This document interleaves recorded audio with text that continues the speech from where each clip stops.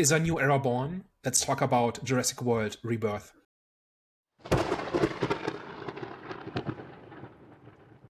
Hello, everyone. Welcome back. We are back at the Eye of the Storm podcast. So, today we're going to be discussing or even debating Jurassic World Rebirth. But before we get into that, you already know what time it is. Movie recommendation time. So, guys, best recent thing that we've seen. I don't have a best recent thing for this week, but I did watch Heretic a few months back, and I don't think I mentioned it as a best recent thing watched. And I can't remember if it came out this year or last year. I think it was like maybe early this year or last year, whatever. My recollection of it isn't perfect, but I do remember watching it on a flight, and I was like, "This is quite interesting." I actually quite like the concept of it. Good characters, good dynamic between the people in this movie. Really small cast. I think it was one that I had seen, and it was just like an interesting premise because it had sort of the whole background of religion and things like that, and I just kind of wanted to see how they tackle the subject. To my best recollection, I thought they handled it quite well. I actually think I quite enjoyed the movie. So not one that I watched recently, but one I watched in the past couple of months, and I think it's worth a watch for sure. I did enjoy myself when I was watching that movie. That is one where I'm glad we didn't talk about it because, like, this whole debate of science versus religion or reason versus faith and all of that, I think that's really interesting. And there's some really interesting conversations to be had. But almost like movies almost never go there. They almost never have anything interesting to say. And they can almost never honestly present both sides of this and kind of honestly represent what the actual debate is and what and where people are coming from when it comes to that. So for that reason, I kind of stepped around it and kind of didn't touch it. But if it's good, then I might check it out.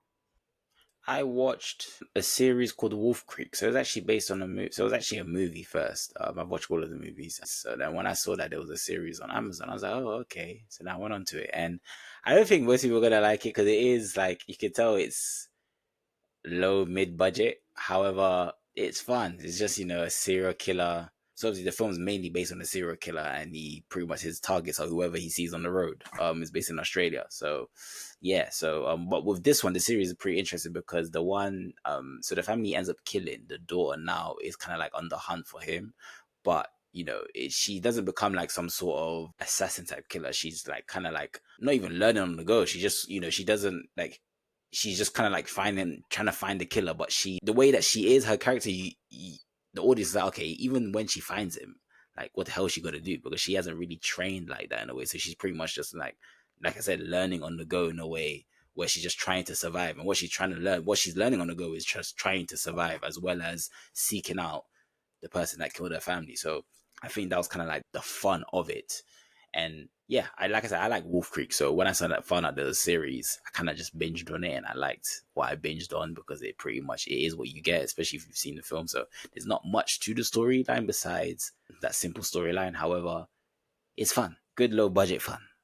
So I watched season 1 of Mid-Century Modern, which is a 2025 sitcom about these three middle-aged gay men who, after one of their friend dies, kind of reassess their lives and they decide to make a change, and that involves moving in together as roommates. And then sitcom plots kind of happen, and a lot of them are kind of based around being kind of gay in your 50s and various aspects. Like, one character is like a Mormon who loves the church and the church doesn't reciprocate, and they kicked him out when he came out. There's another one who is kind of struggling with kind of no longer being as young as he used to be.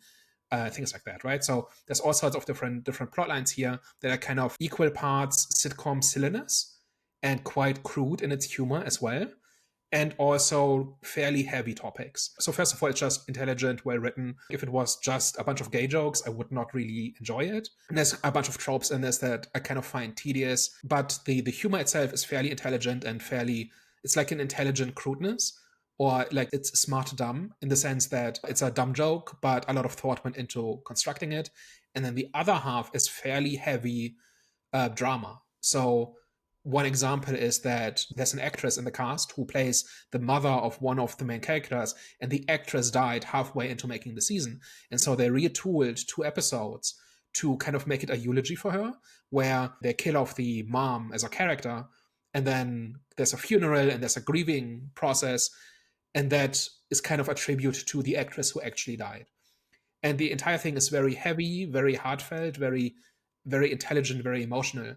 And each of these individual pieces should not be my thing, but it's probably one of the smarter and more sincere comedy dramas, just stories that I've seen come out in like this year, at least in the last 2 years. Also notably, one of my not so much pet peeves, but questions is why no movies and no shows are acknowledging that the pandemic happened. And this has an episode in which they all test positive for COVID, and so they are stuck in their house for an episode while they kind of wait out the quarantine or the self quarantine. And that is basically a bottle episode where it's just three people, sitting on a couch feeling sorry for themselves and kind of just acting.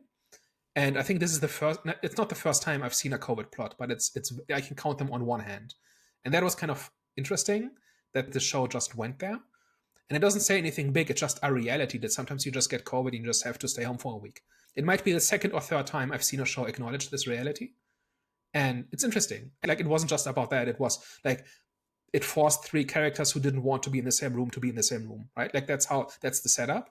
But I kind of perked up a little bit where they mentioned COVID, and I'm not used to movies doing that or shows doing that. And the show is not good because of that, but it's like stuff like this where I said, oh, this is a little bit more thoughtful and a little bit smarter than I would expect out of like a silly sitcom. So that's why that's my recommendation for the week. Well, looks like it's time for the main event. Danny G, please, can we have one of your synopses for Jurassic Park? Well, hold on. Jurassic Park New World. Wait, Oh no, I'm Jurassic keeping this World in. Rebirth. Jurassic World Rebirth. Okay, sorry. Danny G, can we please get one of your synopses for Jurassic World Rebirth? So Jurassic World Rebirth is a sequel to the Jurassic World franchise and also a soft reboot of that franchise, where it kind of ignores the second and third movies, so the last two movies. So it's yet another side quel soft reboot. You need a flowchart to understand what counts and what doesn't kind of movie. The story essentially follows this company that has decided that they need DNA samples from 3 dinosaurs that live on this tropical island in order to make a heart disease drug. And so they hire a bunch of mercenaries to go into this forbidden zone and obtain these samples. At the same time, a family is on a boat trip in the same region who get attacked by dinosaurs, and they are rescued by the mercenaries. And so these two groups kind of end up on this island that used to contain a research facility that did a lot of the research that went into the original Jurassic Park. And so now they have to obtain the samples and have to make it to the extraction point while at the same time talking about healthcare. So what did we think of Jurassic World Rebirth, The Reckoning? Now, I don't... Go on.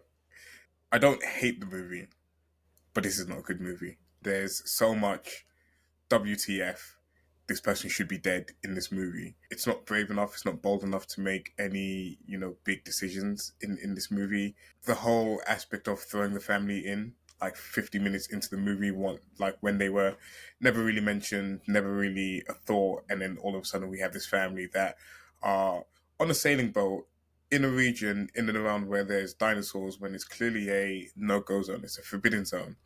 But somehow the family is in this area and they are maybe like the only family that aren't aware that they shouldn't be in these waters. There's just too many dumb things that happen in this movie. I think it's a movie that is hampered by its genre, or, it's not by its genre. It's hampered by its need to be family friendly and its need to be a crowd pleaser, because at the end of it, nothing ultimately happens that is of interest in this movie.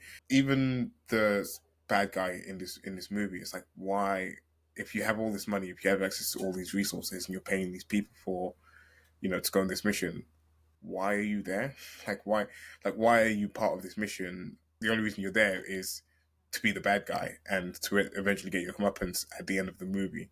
And sorry, there's this one scene where they try to force some type of backstory for the characters to try and make you care, to try and make you feel anything for the characters. And I was just sat there and I was like, wow. And it was just like, oh, this happened to me. And oh, woe's my life. And, this is why my life is hard and this, that, and the other. And it's just like, okay, like you could have done this in a much better way. You could have added this depth to the characters in a much better way. And then, the characters kind of just like flip flop in terms of, their morality and what they value just on a dime. And it's just none of it really makes sense. And it's just pretty much an awful story with some just like decent dinosaur stuff in there. And again, I'm not the target audience for having dinosaurs run rampage in a movie. So it didn't really hit like it probably did for other people that do like dinosaurs and do like those type of movies. But for me, it was just like, okay, terrible story. I'm not really that interested in the dinosaurs. So That scene where they talk about their motives for taking the mission reminded me of that scene in Rebel Moon where they're sitting around our table to compare background stories. It's not quite that bad, but it's kind of drinking from the same well, right? yeah, no, exactly. That's a perfect example of it. I'll be honest with you. If I was to do a top 10 film list of 2025, I think this would go number 7. I don't know what's going on, or if I don't know what the like general consensus is when it comes to this film, or I'm saying opinion. However, for me, I hope it's mine, and mine is this film was really, really good. I feel like it's gonna be one of my favorite films of this year. It gave me Alien Romulus vibes in terms of like the tension that it gave. It felt, this definitely wasn't family friendly. I couldn't imagine seeing children going and watch this film. That's the first thing that I thought of when, like, the set pieces, when they were showing the set pieces, I was like, yo, this not only is it intense, but this is kind of like, if I was a kid, I might be low-key scared. Like, I was surprised they were showing certain scenes, especially when they were actually showing the scenes of the dinosaurs eating the people. I was like, because I think there's like, when it comes to the age certification for movies, there's, depending on what age it's given is because of certain criteria, like if it fulfills certain criteria. So I think blood and gore is one of them, right? So if it's proper gory and bloody, then obviously it'll go under a certain age. So with this one, I don't know, what is it rated? Is it it's not PG, is it?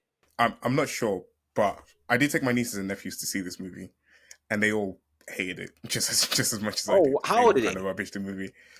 They're arranged. So actually, I took 5 of my nieces and nephews, and they range from about 7. Again, I'm gonna get this wrong, but like between the ages of 6 and 7, all the way up to the age of 18. And there's 5. There's 5 of them, so Oh they're in wow. between those ages. And they were very much having the same conversation of how dumb the movie was and why people were making dumb character decisions and things like that. And they weren't engaged with the movie at all. Oh wow. Well, for me, if I was 6 or 7 watching that, I'd probably be a bit shook. I'd watch cartoon straight after. I don't know. I'm comparing this with the first one, and I enjoyed this one much better than I enjoyed the first one. This one was me. This one was, like I say, Alien Romulus. This, like, now, okay, cool. The storyline was simple. However, the way that they delivered the simplicity in the storyline with the visual spectacle and the set pieces, and obviously with the tension, I was like, you know what? And the performances, I like the performances. I don't know what people have beef with the woods. I like the family that they found. It just felt like an adventure. It felt like a survival, a group survival situation. And I love group survival movies. I like adventures mixed with adventure, and I like when it's mixed with horror. So that just gives me zombie apocalypse vibes. I freaking love The Walking Dead, and The Walking Dead incorporates all of those themes, you know what I'm saying, all of those elements. So this had all of that in this film, and that's one of the reasons why I really, really, really enjoyed this film. And I was so surprised because before knowing that we're going to go watch this film, I wasn't expecting much. I really wasn't. Even though I did kind of like the trailer, I said, oh, this is kind of giving me scary vibes, and I'm liking that. So yes, I really like this film. And yes, I do agree. It does have a very simple storyline, and there are some decisions where it is questionable. Like, okay, that doesn't make sense. However, for me, I can't lie. If I watch all the Jurassic Park movies today, I would probably say this was number 1 for me out of all the Jurassic Park movies. So I borderline loved this film. So when I was in the theater, there was like a 7 or 8 year old behind me, like one row behind me. And in the first half, she was confused and kept asking her parents to explain the plot to her. And in the second half, she was outright crying because she couldn't handle the action. And on both counts, I was right there with her. And then when the parents removed her because she just wouldn't calm down, I kind of wanted to go with them. So that's my review. Flip it, oh man. I can't, it's not that even I can't believe that you guys hated it so badly, but damn, not even so bad. Okay, no, let me say that about you. Lot didn't hate, well, it seems like Daniel might have hated it so badly. However, you said it's a bad film, but cool. let's just start off what didn't work for you, and let's go from there. Okay, where do we start? So a whole bunch of stuff in the beginning is kind of just maintenance to undo the damage of the last two movies, right? Where we have to explain why dinosaurs aren't all over the place. And we kind of have to kind of wind back the status quo to where you have to go to exotic locations to see dinosaurs. So there's already like 20 minutes, 25 minutes are spent on this. Also, they keep trying to convince us that people would get tired of dinosaurs. And I understand that after 30 years, there would be reduced interest, right? Like the initial hype would not be around anymore, but people still go to zoos, they still go to see lions and elephants and all of that. I do not believe that people would get tired of seeing a T-Rex. That's been like an idea in the Jurassic World franchise. I think it's since the first one. They keep bringing it up, and I just don't believe it. And it's at least at minimum, it's overstated. In addition to that, I think the characters are paper thin. There's no personality to them at all. I think the action, like some of it is quite good. Like I liked the mosasaur attack where it attacks the boat, and there were a few here and there where I said, oh yeah, okay, this looks pretty cool. This is exciting. I don't think I watched the second and third Jurassic World movies. Watched the first one, so this whole like the current generation of dinosaurs is not something that's overdone for me. So seeing just a mosasaur attack a boat, I enjoyed it, and the flying dinosaur, what's it called, Quetzalcoatlus, that look cool. In general, I think there's a whole bunch of cool looking dinosaurs, and I wish they would do that instead of these mutants that are kind of tired. That idea is kind of tired. So characters are flat, have only most bare bones motivation. A lot of the action is really bad, where the dinosaurs are exactly as fast as the plot requires them to be. Once you see this, you can't unsee it. And it kind of takes the tension out of everything that happens. The worst one of this was the T-Rex river scene, where they kind of acquire this boat and a T-Rex attacks them, and it capsizes the boat, and they kind of have to hide behind some rocks, and the two rocks are exactly as wide as the head of the T-Rex. So it can stick its head through it and kind of snap at them, but it cannot actually go around it. It can't go over it. It can't push it out of the way. They're absolutely safe, but there's a dramatic scene where there's a T-Rex jaw kind of clawing at them. And then every time it tries to bite them, it just misses.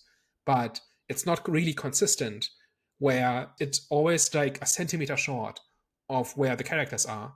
And once you see this, there's no tension at all. There's no chance that first of all, there's no chance that any of them are going to die anyway, but it's still the movie's job to create an illusion that these characters are really in danger. And it breaks that completely because of how it's choreographed. The way it's structured and how the dinosaurs go after the characters is just so transparently calculated. It's like a theme park ride, right? Yes, you get started, but that's it. Like at some point your brain catches on that you're not actually in danger. And that is kind of what most of the action scenes in this movie are. The worst offense of it for me was the family's boat when the water dinosaur, I'm not going to repeat its name, when the water dinosaur flips over the boat. Well, I mean, firstly, when you got, the dinosaurs with a fin, and it's described in the movie as they're doing the hunting for the bigger dinosaur, essentially, for him to attack. So then they come in, they capsize the family's boat, and then don't attack the family and don't try to eat the family. But then when the crew's there, it then starts jumping at people and conveniently takes only the people that are deemed to be bad, grabs them. Yep. Everyone else survives, and then you have that one girl at the end just for dramatic effect that someone else needed to die, but she was safe on shore, had like the gear that they needed, and then didn't hear the dinosaur coming up behind her, and then was just taken and dragged just to add some type of drama or effect. And then, like you said, for the rest of the time, there just isn't that same level of tension because nothing's going to happen, because you have the guy peeing, the little girl's boyfriend peeing, and the dinosaurs creeping up to him, and then the bird dinosaur comes and takes that dinosaur and just leaves him alone. And it's just like stuff like that. It's like, okay, I get you're trying to create tension. And this is what I was saying in my initial review, is that because it's a family friendly movie where nobody's going to die pretty much, or everyone that is deemed to be, a safe character, like the family or the protagonist in this movie, because they're not going to die, there just isn't that level of tension, and there isn't that level of risk in the movie at all, because it's not safe for sort of families to see it or whatever. And it was just like whatever. And then Daniel mentioned about like the T-Rex scene. There's just like so many examples of it. Even with that T-Rex scene, you see the T-Rex swim in the water and it's faster than the boat they're in, gets in front of them. And then I can't remember what happens, but they manage to kind of get away and they end up in the water. But you've already seen how quick the T-Rex is in the water. But it goes back on land and then just like starts snapping at them from land and trying to get them. And it's just like, okay, cool. Like it just doesn't make sense at all. And it's the movie's job to make you forget this, right? And it just didn't. It was so calculated. One other thing I wanted to get to was this entire story, like just listing all my grievances, right? The entire thing about the healthcare aspect, where the company wants to use these samples to make a heart disease drug that has the potential to save tens of millions of people, but they're going to charge for it, right? And much of the world is probably not going to be able to afford it. And so there's this whole thing about, should we give it to the company that's paying us 10 million each to procure these samples, or should we walk away from that money and give it to just the world, make it open source? Principle, fine story to have, right? But there is no attempt made to make this relevant to the characters or to create an actual dilemma for the characters other than they would like the money. The story is not built around this question, right? They don't discover anything throughout the movie that would change their calculation. They don't really have reasons for choosing what they choose in the end. And the movie isn't really about that. It's very much the definition of tacked on. It's like, how can we make it seem like this movie is about something? Let's talk about healthcare for a little bit. That's kind of it. Like, and there's no real treatment of the topic. There's no, like, I'm not even talking about like this is not John Q, right? Like a few weeks ago we talked about John Q, and that movie is all about what do you do when the healthcare system fails you, and that talks about things like affordability and whatever. All fine topics to talk about. I just do not believe that this movie is about this, because it's not woven into the story and it's not baked into the characters. And there is no real character arc or decision point where we see a character change because of the experiences they have, and that leads them to make a different choice, where they maybe start out wanting the paycheck, and then in the end saying, you know what, let's make this open source. That honestly, like, I'm very jaded when it comes to stuff like this. Like, I expect this from movies on some level, that they don't treat these topics seriously and that they don't put effort into actually being thoughtful and insightful. But usually it's at least part of the story. And here it's not. Here it's just purely sprinkled on top. And that, honestly, I was actually surprised by. We are reaching levels of half-assery that I didn't think were possible. And they were so busy asking whether they could that they never stopped to ask whether they should. Yeah. No, I have to agree with all of that. What confused me as well was the characters' decisions to be heroic, because they were so concerned about money, and they're deemed to be mercenaries. And again, all the connotations that come with, mercenaries, they're all about something, the paycheck. They don't care about anything else. They're, really self-centered, etc. And they're really motivated by money, and they come up with this elaborate scheme to double the pay that they're meant to receive from this job. And then you have them just on a dime flip to being heroic, where one day have to go save this family's boat, which is, however many miles in the opposite direction to where they need to get to for the mission that they're on. And then two, it was like Scarlett Johansson's character in this, in how she just kind of, for me anyways, there wasn't that internal conflict about, this has been my life up until now. All I've cared about is the money and doing these missions and going from one mission to the other, and, getting just enough money to, live a certain life. And this was meant to be, one big paycheck for me.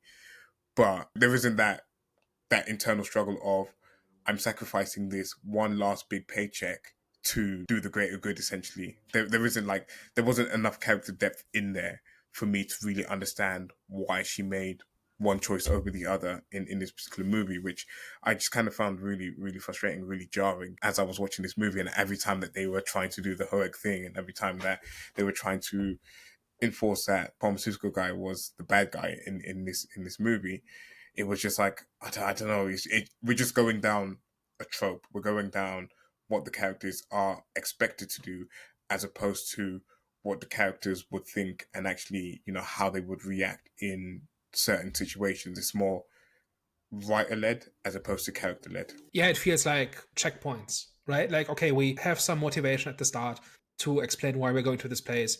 Then we go to the place, then we're at the place, and then we encounter some dinosaurs, and then we survive. That's literally the plot structure. And then we inject moments into this to fill up the runtime. Like, that's literally what happened. While we're talking about character motivations, one really fun one was what's the jerk's name? The boyfriend, Xavier. So he's a complete moron, right? A completely insufferable idiot, right? Who can't even be bothered to like take his shift at the wheel, right? His initial turning point is when Teresa goes overboard and he jumps after her, which made sense to me. But then a little bit into the sequence where they're trekking through the island, first the father kind of thanks him for saving his daughter, and he just blows him off completely, like whatever, old man. And then a couple of scenes later, he has decided to completely change his life. He's decided to be mostly selfless and responsible and caring about others. I did not see a moment that would lead this character to change so rapidly. You might think that going through these kinds of experiences, he would learn the importance of other people or of family or his found family or whatever, right? Where he kind of has to make a decision to do something that's difficult or unpleasant or dangerous, and he initially doesn't want to do it because his instinct is to be a selfish little shit. But then he decides to do it anyway because it's the right thing to do, right? That would be called a character arc, and it seems like that should be part of the story, right? But it's not. He just changes completely from one scene to the next. And this ties into this thing I've been complaining about many times now, where we see a character having changed, but we don't see them change. We don't see the events that lead up to that person having to make a change and then making, like, agonizing over it and then making the decision to change. And this happens with Xavier here as well. There's like several characters, right? Xavier is like this, but also the mercenaries are like this, because again, we don't have like a moment where they really realize, oh, we're doing the wrong thing. What do we do? And then they make the decision to walk away from the paycheck, which is all they've ever wanted, in order to benefit humanity as a whole, right? So that's two instances of characters changing rapidly to be the exact opposite of what they were before, but there's no reason for it. For me, it's inexcusable, because last week we talked about F1, and we didn't 100% agree on, the characters and the character arcs that they went on. But for me, there was enough there in the characters and enough there in, how they were at the start of the movie versus what they were at the end of the movie, and sort of what kind of fed the change in those characters. And again, that's just like another summer blockbuster movie where, the story beats are going to be exactly what they are in the movie. It's a very, crowd pleasing movie. It's a very safe movie, but it at least tries to inject character and character development into its characters. Whereas I feel like this just kind of takes it for liberty and just, assumes that you're going to be on along the ride for the character changes that it makes on the flip of a dime in this movie, without really the movie putting in the work or taking you on that journey with it. And again, it would have been easy for them to do it with certain characters. Like Mahershala Ali's character in this movie talks about, the pain of losing a child and the effects that it had on his marriage or his wife. And then you have kids in this movie, you have like children in this movie, etc. But they completely separate them for the majority of the movie. They're not around each other. There isn't that learning for his character on, the acceptance or whatever. Like it could have been, whatever character journey. It could have been like an acceptance of losing a child, or, making sure that he was protected this time round, or whatever the case might be. But there was an opportunity to do it there.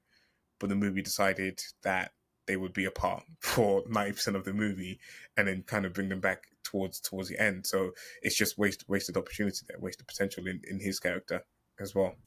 I just had an idea for how to fix the movie. Kill Isabella at the 50% mark. Which one? The little girl? Yeah, the youngest one? Yeah. Absolutely. And the pet dinosaur too. And the reason for this is not just because it would be funny. Like, just watching the discourse, if they did this, would be the most entertaining thing. But honestly, like, we have this whole thing. We have the family, and then we have the mercenaries who only care about themselves, and they care about each other insofar as they are a team and they need each other to succeed. But they don't think beyond the paycheck, right?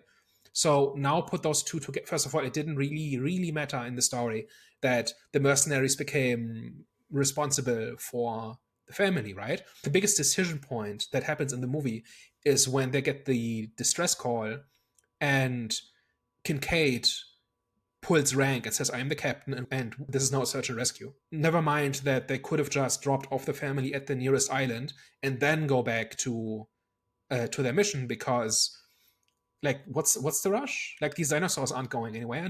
There's no rivals who might get there first, right? If they had been another corporate team that's also going after the samples, and if they don't get there first, then they lose the race. Like, that would have been a reason to not waste time. But as the story is set up, they should have taken the detour, and like, there's no ticking clock here, right? But that moment where they get the distress call, some people say, oh, we should go help them because that's what we do. And then others say, no, like, I'm sure there's Coast Guard is already on the way. It's not our job. You know, we're not going to jeopardize this mission on the off chance that we are the only ones who heard this, right? So that is kind of the closest there is to an actual argument or debate in this movie. But I think if you confronted these mercenaries who only care about themselves and their bank account with a family that genuinely cares about each other, and that are so good that they even made somebody like Xavier care, then they lose somebody and they are completely paralyzed with grief. They cannot go on. They are barely functioning because they just lost their sister, their daughter. And now the mercenaries see this and they kind of are reminded of what they've forgotten, right? About how important family is, about how important other people are. It's not simply about survival. It's also about the people you care about. Now, call me crazy if that happened at the 50% mark of the movie, and then they had a decision to make, and they made the decision to screw over the company that is responsible for the kid dying, and they're gonna do it by leaking the data that's needed to make this drug. Would that have been a better story? Definitely would have been more interesting, in my opinion. It definitely would have had more stakes. But again, that is one thing that would never happen in these movies, because you just can't kill kids, and you can't kill the cute dinosaur or character that's, you know, going to be there to sell merch and sell toys and stuff like that. So definitely couldn't do it, but it would definitely lead for a better story. And that's why I say these movies, they're hampered by needing to be family friendly. They're hampered by needing to be safe, because you can't make bold decisions in these movies. You can't take the risk and tell a story that has some type of grief or some type of tragedy in it. Because again, for me, biggest sin was Mahershala Ali's character again at the end of the movie, where he's sacrificed himself. He's got the flare and he's, you know, dragged the dinosaur away from the main group, and they're trying to get away. And you think he's died, but he hasn't. Like, somehow, it's not explained, somehow he gets away from the big dinosaur that was that was my main issue. Somehow Kincaid returned, yeah. Yeah, that was one of my main Yeah. But so it undermines the sacrifice. It makes no sense because there's no plausible way he could escape the T-Rex, the D-Rex, whatever it's called. And it doesn't really mean anything that he survived, right? Like it's not relevant to the story, right? It's just like, we like him, therefore we like that he survived. There's literally nothing else to it. And it's like, yeah, like at that point, I was already against the movie by the time this happened. And by that is the part that I actually took personally as a paying member of the audience. You have your heroic sacrifice, and it's probably the most interesting thing anybody has done in this movie, because it's it has actual consequences. And no, like, just throw it away for no reason, just for a feel-good moment. And it's not even like close, right? It's not like, oh, it's a coin flip and we hold our breath for a minute, wondering if he made it. No, it's certain death. He's literally baiting the D-Rex with a flare in like shoulder high water. How did he get away? You know what I mean? Like, it's the worst possible way to do this. Jonathan, I kind of want to bring you in here, because this is meant to be one of your... Yes, defend yourself. Yeah, I please, was please. waiting for you to finish your rant, because I have a few things to say. We could have been going for a while. Yeah, we could have been going for a while. So let you jump in. And in terms of one of the points that you guys made before, I disagreed with the whole illusions of danger, which was done terribly. I thought it was done really good. I think the closeness to fatality, they executed that really, really well. Even though, like you mentioned, the whole thing with the two rocks and then obviously the dinosaur, it was pretty much predictable with the two rocks and the dinosaur's head not fitting in between that. I just think, yeah, cool. That was a bit like, okay, you could tell that was going to happen. However, like I said, with the whole closeness to fatality, like you knew that they weren't going to die. However, just what can you do with the tension and the suspense to still make it seem like they are gonna die. And I think they did manage to do that. For me, like I was tense. I was tensed up, even though I knew that they couldn't have died. I was still tensed up. Especially the scene with the boyfriend. Even though the boyfriend, I kind of like the boyfriend. Even though there wasn't really a progression to his character arc, I still think he was a necessity in the film when it comes to the whole comedic value of things. And he wasn't an underdog, but you could tell there had to be something about him in terms of why he was the way that he was, because you're being introduced to your girlfriend's father and you're treating him like you're kind of treating him disrespectfully. And the fact that the daughter's allowing it is okay, there has to be more to this guy's story. And obviously the little conversation that he had with the dad in terms of like he's surprised that his daughter's even with him as well. And I was like, okay, I can believe that. And so the dad kind of had, even when he saved the daughter, I was like, oh, okay, he's giving me more of a reason to kind of like him in a way, but at the same time, I don't like him, and I kind of liked that. So he did kind of produce that conflict within me. I'm like, he's kind of annoying, but at the same time, I kind of see why the daughter's with him, and the things that he did was a bit commendable, and just his incorporation in the movie I liked, especially the scene where he's taking a piss and then the dinosaurs behind him. That I don't know what that specific dinosaurs they are, but there was a dinosaur creeping up on him, and then you got the flying dinosaur just comes in and obviously kills those dinosaurs. That scene I really liked, but in terms of the illusions of danger, I thought that was done really, really well. Especially I really like that scene where they're getting chased by the T-Rex. I do get like it was a bit inconsistent.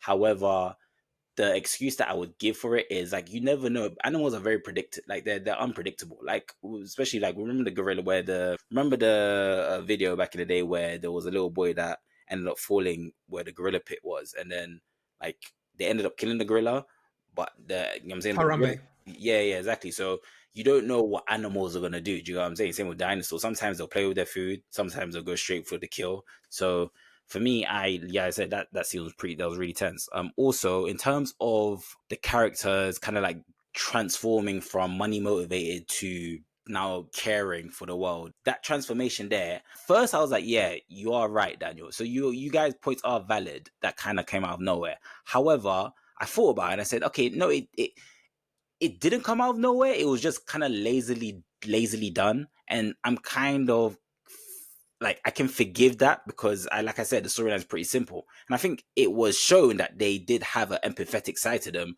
with the introduction of the family. So obviously when they found out that the family were stranded, there was the whole discussion between the team whether or not they should go and save the family or whether or not they shouldn't. So then obviously Duncan and Zoe being on the side of let's go and save the family, even though this pushes back our time of actually doing what we need to go and do. That was a hint. Also, another hint was with when Duncan and Zoe had a conversation about pretty much their personal life. Obviously, Duncan, you found out, I think he lost his son or daughter. I think it was his son. And then Zoe, I think her mum passed away or something like that. So, but during that conversation, you could tell they had the empathetic and human side. So I wasn't really too surprised that they were the only two. But I think, they were the only two that wanted to go and save the family, whereas the others wanted to go and, pretty much go for the money. That was a hint, and it was kind of like a justification on why they switched up when it came to should we still do our mission, which is get what we need to get, which is the dinosaur blood or something like that, DNA, and get the 10 million, or should we make this accessible to the general public? So I kind of understood how they came to that decision and came to that transformation, even though it was lazily done. I will agree. It was lazily done, and they should have kind of like done more with that, especially their storylines, to kind of make that decision more justifiable. However, they did give hints before that, and the hints that were given before that was pretty early on in the film. It was like 20 minutes or 30 minutes early on into the film, and the film was like 2 hours and 40 minutes. So they fulfilled that criteria in terms of the justification of their decision. What else did you guys mention? I think you guys mentioned a lot. Just to talk about that part. So you are right that there are things seeded throughout the movie where they talk about the idea, and they talk about, oh, I lost family recently, whatever, right? Those are all pieces of the puzzle. But what's missing is the biggest piece of the puzzle, which is their reason for having to make a decision, and then their reasoning for actually making that decision and walking away from the thing that they initially thought they wanted, right? Which is the paycheck. They simply just decided, like they talk about it twice, I think, throughout the movie, and they can just kind of just float the idea. Say, no, I really like getting paid. Let's not do this. And then at the very end, when they're on the boat, they just decided. Like the corporate guy is dead, and they have the sample, and they are sailing off into safety. Although they still have to get past all the mosasaur and these all these others. It's not clear why they actually are safe, but anyway, they kind of just decide to make the sample public, which is by itself like a fine thing to do, right? But their reasoning is missing, and the need for our decision is missing. I can agree to that because I can't really find a reason. However, in terms of their reason, I think that is foreshadowed in terms of them saving the family, because already, like I said, they had a mission, and that mission was to continue straight on. And if they didn't continue straight on, then they have to turn back, and turning back would push them back like a couple of hours, right? So even though they like they said we can go back to save them, so they could have still fulfilled the mission the way that they wanted to, the way that the whole crew wanted to, and save them potentially, but they knew the dangers of that would be they could still end up dying because there's still dinosaurs in that sea. It foreshadowed the transformation because they didn't choose their personal greed over doing what's right in the situation where they had to go save the family. So in the situation now where they're faced with the either 10 million or save the world, that's already kind of like they showed the characteristic, and they showed that they have that empathy in them to make that decision to show that transformation. I just don't think it's nearly enough. Like there needs to be extra plot that guides the character along that thought process and that decision making Yeah, process. I can agree and with that was entirely missing. Yeah, I can agree with that. Yeah. All right. Moving on. One other thing I found comically bad was the teleporting Titanosauruses. I think that's what they're called. So when they go get the second sample, they leave the jungle and cross into this valley that is basically just shoulder high grass, right? But as far as the eye can see, it's open space, right? And they are trying to find the biggest dinosaurs that have ever lived. You can see down the entire valley, and there's nothing there. And the camera turns, and there's two giant Titanosauruses 10 meters away. Then they get the sample from them, and the camera pans again, and there's hundreds of them, kind of just a giant herd, walking down the valley. So this, like, it's not like there's a logic problem here, right? It's more about the way that sequence is constructed is completely careless. Also, one other problem is that as they search for the Titanosauruses, they talk about how I think it's something about at least the dinosaurs can't hide in this open grass, right? But then somebody says, but whatever is hunting them might, or something like that, right? They foreshadow that there are predators out here who feed on the Titanosauruses, right? Then is not paid off, right? So they simply don't. That simply doesn't happen. It's just like they just find the Titanosauruses, get the sample, and leave. That's a smaller problem. The larger problem is just that there's no build up to it. They don't see the herd from a distance, and then they get closer, and then maybe they talk about how to get closer without spooking them, or like something. But like in the original Jurassic Park, like there's a real interaction between the dinosaurs and the humans, right? So the dinosaurs react to the humans, and the humans react to the dinosaurs. And in that sequence, that is completely missing. Like they just walk up to them, including the scientist who kind of pets one and just starts laughing. And even though the humans are tiny next to the Titanosauruses, they should still notice them, and they should still avoid them because they don't know if they're going to be a threat or not. So it's like that entire sequence is just really shoddy because nobody reacts to anybody else. Can I tell you the most egregious thing about that particular scene as well? Is the very start of the movie, they clearly state that people's interest in dinosaurs are waning. People just don't care enough about the dinosaurs anymore. And what do they do in that scene? They play the most dramatic music and, you know, do this long take of these dinosaurs and how grand they are and sort of them interacting with each other to try and show the wonder and the awe of the dinosaurs. And the entire time in my mind while I was watching that, I was like, you literally just said at the start of the movie is that people don't care about these dinosaurs anymore. And you even have a person that studies dinosaurs who probably has had access to dinosaurs back where he came from. I'm very sure this is not the first interaction, especially if there, you know, have been some in the cities and stuff. This is probably not your first interaction with these dinosaurs. And I get this is probably one of the biggest ones that you saw. I mean, the one that we did see in New York was the one that was stuck under the bridge was quite large as well. But I get this is probably one of the biggest ones you saw. But the whole time I was watching it, I Yep. was like, you've just completely contradicted what you were saying at the start of the movie, and you're trying to get us to care in the audience about, you know, these dinosaurs and sort of the amazement of them. But again, in the other breath, you're saying that people don't care about these dinosaurs and they just kind of whatever. And I would just be like, this dramatic moment or this, you know, this moment of awe and wonder just doesn't land, because that was just stuck in my brain as I was watching it. I won't disagree with this point that you guys are making, so I ain't got no rebuttal for it. I do agree that scene was something which kind of like flew under the radar for me until Daniel mentioned it. So I was like, oh yeah. Because even when he touched, actually, that's a lie. Even when he touched the dinosaur, the excuse I gave for it was that he's very, very small, so maybe the dinosaur doesn't feel it. He also should have died. Like the whole time I was watching this movie, it was just a case of this person should have died here, this person should have died here. And for me, while he's petting the dinosaur, it's like one wrong movement or one, you know, scare to the dinosaur, and he's completely crushed and he's dead, pretty much. So I don't know. I was just kind of watching it, and every time like you guys are like bringing up points, all that's in my mind is this person should have died. And honestly, the worst of it is just the family at the start. Even when they jump into the water, because again, they were trying to get to the more shallow water for whatever reason, even though the dinosaur still got that mercenary lady. But even when they jumped in the water, just, I don't know, they had some type of repellent that the dinosaurs just didn't want to eat them. I don't know, there was just like something off about that family where the dinosaurs just chose not to feed on them. First of all, what are they called? Like the ones with the sails? I don't remember what they're called, but like the smaller ones, right? Like they could have just gone after them even in the shallow water, right? Also, they jump off the boat because the mosasaur can't follow them into shallow water. But they're not in the shallow water yet, and they're heading towards the shallow water, but they jump off the boat before they reach it? Am I crazy? And it's not even shown like the crash is that bad. I mean, again, Mahershala Ali's character, I keep calling him that. I don't know his official name in the movie, but his character just kind of holds on and braces for impact, and he's fine. No real damages, no scratches, no. He's paced. He doesn't survive that. In this movie, there's no Yep. danger that he's sort of faced, and it's just, I don't know, man.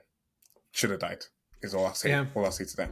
I think the only realistic thing I found in this movie, just in terms of people behaving like people, was the French guy who was clearly fluent in English because he understood everything people said, but he still insisted on only speaking French. And everybody kind of just went along with that because that's just how he is. Like that was like I've experienced that. I've got some stories about that. That is how it goes. Like I said, for me, I have excused this film for its simplicity and some of its inconsistency, mainly because of the way that it was delivered. It was a great spectacle, similar to Gladiators. I think in Gladiators the film was pretty simple. However, it was just a blockbuster. It was just a blockbuster movie with things that I really liked. Same with this one. For me, Percy, and I already said what it was. So I don't really have much to say when it comes to the rebuttal. When it comes to what you guys are saying, I do hear what you guys are saying, and it is very, very valid. However, I just think they fulfilled a lot of the criteria which you guys have problems with, but very loosely and very lazily. And yeah, there wasn't enough that was done, which I will agree with. However, I don't seem to have an issue with it, you know what I'm saying? I don't have a problem with it because it was just, I had fun, man. I had fun with this. I just think spectacle and CGI spectacle is a dime a dozen. It's like every movie has it. And the ones that actually make you care and the ones that actually stick with you are the ones that are underpinned by characters you care about and story beats that kind of engage you. And if a movie breaks the illusion that there's real danger here, if it's not really about anything, if it doesn't have any big character moments, or if it's not driven by characters being on a journey or facing some kind of dilemma or having some big decision to make, like it's not a one size fits all, right? There's many different ways to tell a compelling story, but you have to pick one. And this movie simply didn't. It simply said, you know what, let's give people some CGI dinosaurs for 2 hours and people running away from dinosaurs, and that's it. There's nothing else to this. And it's made like over $300 million. We'll see how far it goes because it's heading into tough competition over the rest of the month. But reviews are mixed, but overall people are showing up for it. And I just feel like it would have been so easy to do something better. Even if it's tropey, even if it's by the numbers, just put in like a decent character dilemma and have a character make a choice between the paycheck and the altruistic thing. Just do that right, and everything else there to support it. And in between, we get some cool dinosaur scenes and chases. And if that was there, then we would care more about, the dinosaurs and stuff. Or if you're not going to have that in your story, you have to make the set pieces and you have to make the action undeniable, like a Mission Impossible. Again, with like the submarine scene, like that's undeniable how great that scene is and how claustrophobic it makes you feel. And again, he's not in real danger, but you're there with him. Like that's absolutely undeniable for me as well. It's like things like John Wick, where the action is just like undeniable that you can forgive everything else because you're there just for that. But here, the dinosaur action for me is just things that we've already seen, and if not, it's stuff that just kind of like takes you out of the movie, like a T-Rex that can't pierce a inflatable boat, and it's just like, what the hell are we doing? Like T-Rex, the jaw is meant to be like one of the strongest things, and it's probably got some of the sharpest teeth, but it can't pierce an inflatable boat. But yeah, move on. Yeah, I did like the mosasaur attack. I think that was probably the best one. And there's like bits and pieces here and there where I said, yeah, okay, this is neat, but nothing where I said, wow, this is cool. Like somebody really put some thought and effort into this. I did like how a lot of scenes kind of started with like an establishing shot, and then there's some creature in the foreground. Happens like 6-7 times, and I really like that, because it made the world feel more alive, and this kind of brought this idea home that we are not in a park anymore. This is like not a curated, sterile environment. This is like these things have been breeding for 17 years, and we're way beyond nature finds a way. This is just their habitat now, and it should be crawling with all sorts of creatures. I like that. So it's not all bad. It's more like, could you have just not half-assed it as much? A few more things I wanted to get into. What do we think about the reliance on the engineered dinosaurs? I think when Jurassic World introduced this idea that people are getting tired of dinosaurs, and so people are making bigger and scarier artificial dinosaurs, and that is kind of the next escalation. It is kind of what makes it unpredictable again. But like we're in the fourth movie in this, and kind of more than half of the dinosaurs in this are kind of these like bizarre Frankenstein creatures, right? So do we like this? Do we think we should just have T-Rexes and Velociraptors, or somewhere in between? For me, somewhere in between. Don't make them look as hideous as they did in this movie, as like the D-Rex looked, because it's just not appealing to look at. And I get that was the whole point, was that these ones were just so ugly that they couldn't, put them in the park because no one would want to see them. But I don't know, it was just like it just looked ridiculous, and I didn't like it at all. And I know that things like the T-Rex and stuff are played out, but again, you have a wide range of dinosaurs that you can play with. You could have done something that's maybe a little bit different, and again, each of the dinosaur will have like unique characteristics about it, so that can play into how the characters are being chased and how they get away from the dinosaur. So I think I lean a little bit more into exploring the variety of dinosaurs that currently exist, and some of the ones that have been mutated, but kind of going all the way, it just didn't work for me. I don't know. This is just one more point that I want to say, and this is not related to this, and we'll kind of go back to this topic. But just where I knew the movie was doomed was the opening set piece. That was like the most pathetic set piece, where the guy's like eating the chocolate, drops the wrapper, somehow it goes into like the vent and shuts down the whole entire system, and I'm like, what in the Final Destination is going on here? Like, this is just such nonsense. Yep. It was short, it was quick, and it was crap. But go on. For 2 days now, I've been racking my brain about what that reminded me of, and yeah, it's Final Destination. It's like a contrived coincidence, but it's not in a Final Destination movie, and as a result, it's just nonsense. Like, never mind the logic and the logistics of it, that this entire thing is so easy to shut down. Like Nedry is rolling in his grave, looking at this, saying, "Look, I at least tried, and you just ate a Snickers." You know what I mean? Like, talk about phoning it in. Like, Nedry had a plan. Say what you will about Nedry, he had an ethos, right? And this is just pure idiocy. I don't know, Jonathan. Do you want to? I feel bad because I feel like we've just bashed this movie. We should actually go back to what I was going to say. We should actually go back to Daniel's original question as well about whether we should have more natural dinosaurs or mutated ones. I don't know, what was your opinion on that, Jonathan? I didn't like the look of the D-Rex.